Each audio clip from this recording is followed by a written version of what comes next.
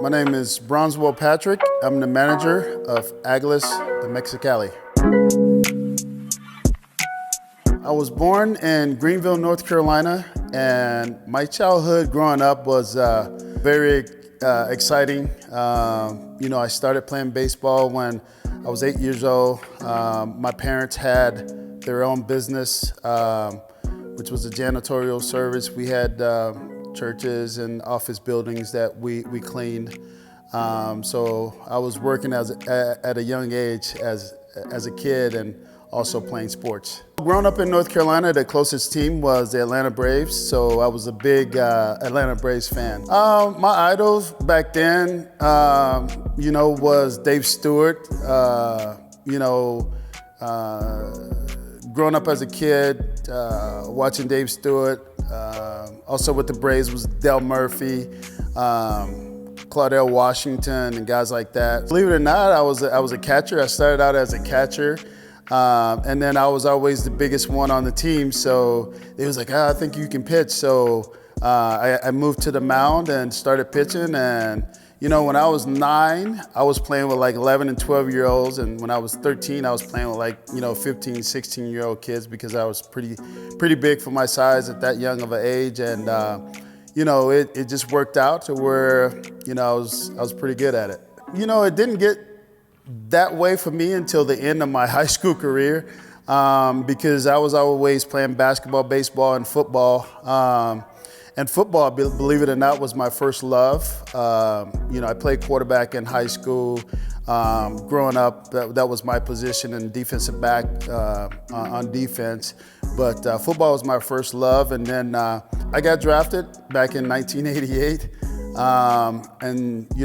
I was just sitting at home, and the phone rang, and it was the Oakland Athletics, and they told me they had drafted me, in the 23rd round. And I sat down, I talked to my mom because my father had passed away by that time, and I asked my mother, I said, what do you think? And she was like, well, this has always been a dream of yours to become a professional baseball player. And I sat for a couple of days thinking about it, and eventually I ended up signing with the Oakland A's out of high school. I lost my dad when I was 14. He passed away, so I basically had to become the man of the house at a young age. So I was very mature from that age. But once again, getting drafted out of high school, going to Scottsdale, Arizona for the first time, getting on an airplane, that was something different for me because I was leaving my family, and that's something that I'd never done before.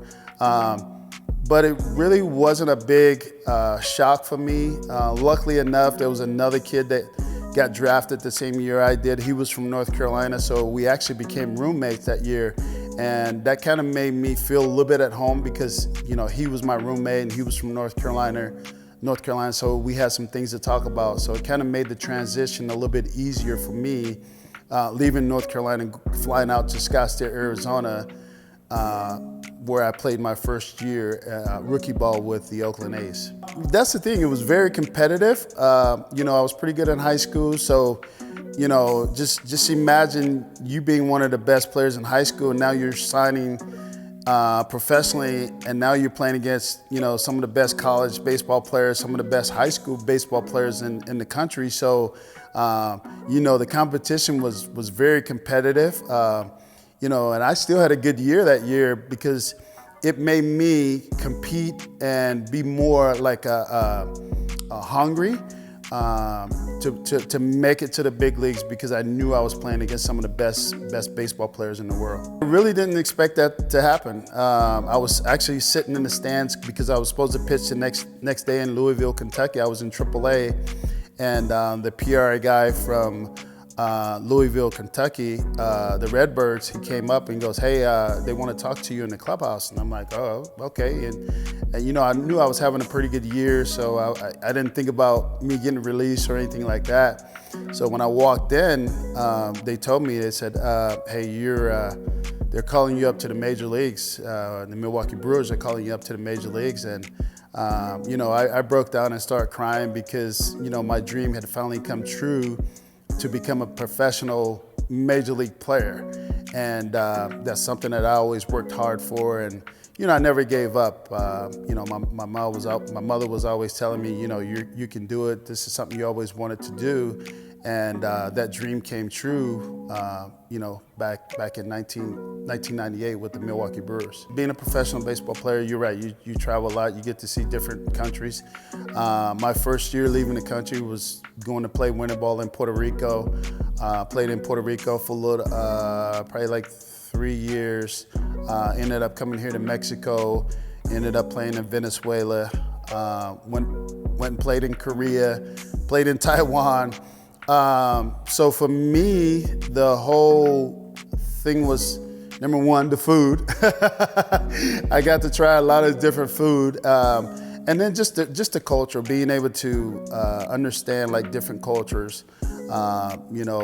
Puerto Ricans speak different Spanish, Venezuelans speak different Spanish, Dominican speak different Spanish, and then you got Korea and Taiwan. So for me, it was just mainly just enjoying the culture, getting to know and understand their culture because I was in their country. So it made it a little bit easier for me because I was very open-minded. I didn't go in there closed-minded. So it helped me a lot because I wanted to understand their culture and some of the things that they went through, so that kind of helped me adjust a little bit when I went to each country. I was away from my family for a long time in Korea and I was not having the best season, because I was thinking a lot about home. And, it was there, you're right, there was times I wanted to go to the ballpark and just walk in and say, you know what, give me my plane ticket.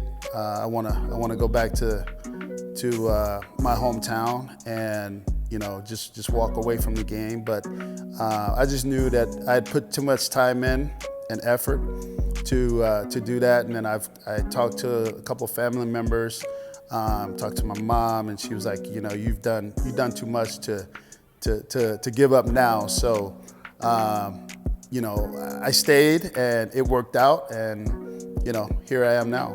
For me, like I said, just having an opportunity to be here in Mexico, to familiarize myself with the Mexican culture. And for me, it was just the love of the game as well. I love playing the game. So I had an opportunity to come here in Mexico and continue to finish my career. And it was a joy. I mean, I have some great friends here in Mexico, and I love being here. When I talked to Luis, Luis became the GM here.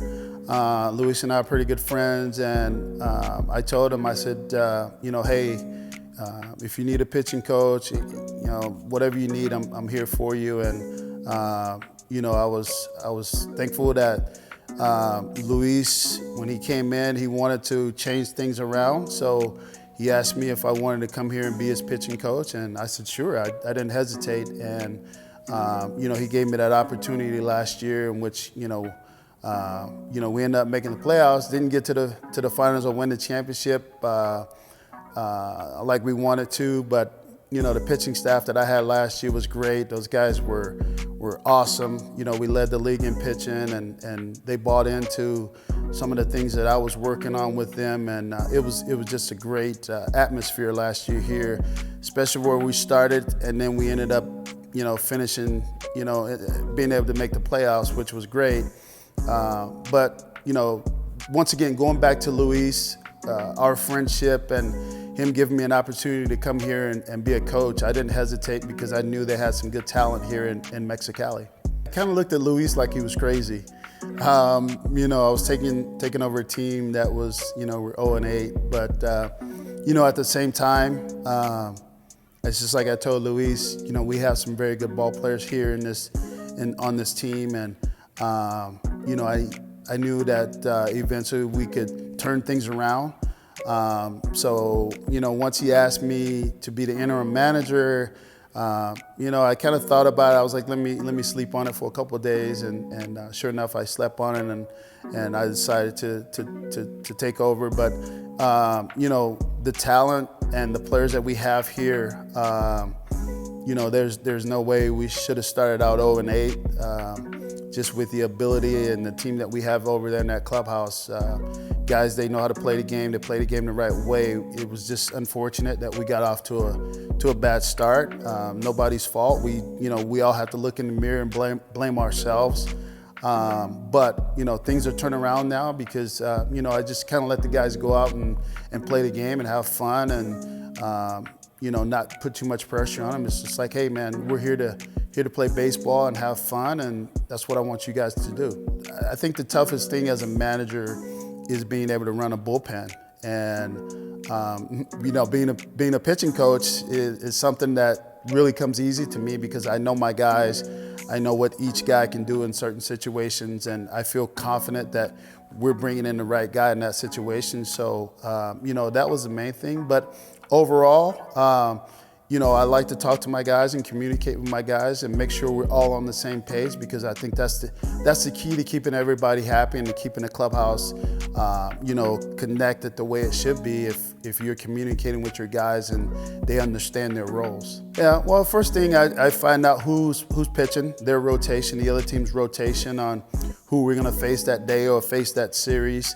So it kind of gives me an idea of how I'm gonna make my lineup, depending on if I'm righty or lefty. So all those things come into factor. And then of course, we have guys that are playing really well right now. So you keep those guys in the lineup so they can stay consistent. And of course, they're gonna need some days off. But for me, it's like the preparation starts the night before.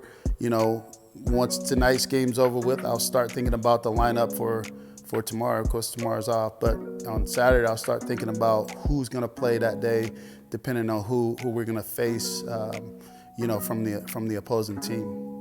I'll be honest with you, I don't have days off.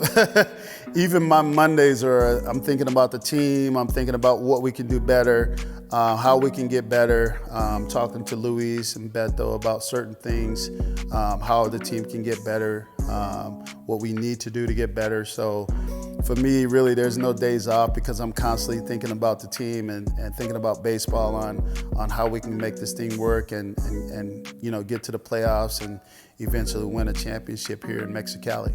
The competition here is pretty good. You have some really good ball players in this league, some players that can hit. You have some pitchers that can pitch in this league. The talent level has really improved here in Mexico. So you can't just come over here thinking, I'm gonna go to Mexico and play winter ball and I'm gonna do well, because the competition is very competitive. I really enjoy watching us play right now. The guys are having fun. The clubhouse is, loose, and the guys are having fun in the dugout, and that's what it's all about. If we're all on the same page, our coaching staff, if our players were all on the same page, it makes it a lot easier. It makes the transition easier because everybody knows their role. The Bernie Hedges home run, the 3-run homer that he hit the other night for us to win the game. It was a back and forth game, and then finally he came up, and when he hit that home run, man, I got chills because he's been swinging the bat well, and finally he was able to get the home run and give us the win. So that was one of my best moments. Yeah, you guys know how I am, and I really appreciate the way you guys have been playing. I like the atmosphere that you guys have in the clubhouse and the dugout. And, guys, moving forward, we just got to continue to play well, play smart baseball like you guys have been doing. And we'll win a championship here in Mexicali. Hey, Bronswell Patrick, manager of Águilas in Mexicali. Vámonos, Águilas, vámonos.